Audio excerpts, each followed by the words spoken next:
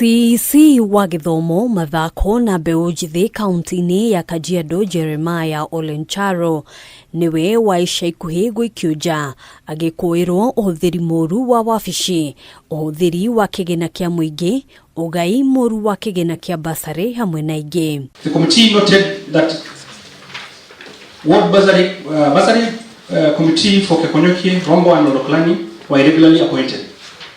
Whereas Regulation 9 of the Kajiado County Public Finance Management County Bursary Fund, Regulation 2016, provides for a 5-year term for Ward Bursary Committee. I'm a subject of political rivalry.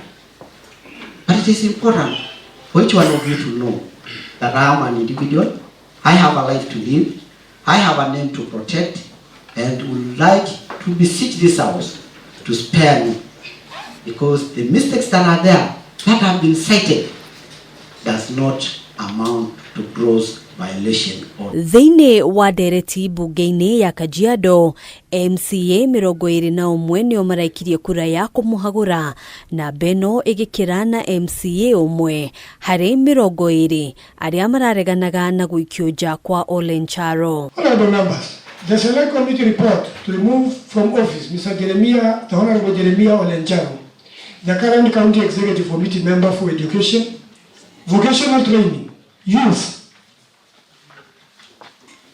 and Sports in Kajiado County, pursuant to Section 40 of the County Government Act, number 17 of 2012, has been approved, having met the required threshold of a simple majority of the members. Amemba aya ona kuhanira uguo ni marahonokirie CEC wa uruti wira wa muingi Elias Kisota.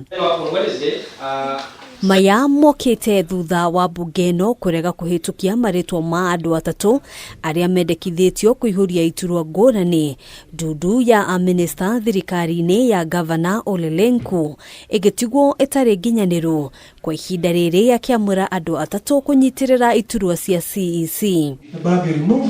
Handu-ini ha Kameme TV, jitagwo Ngina wa Wadro.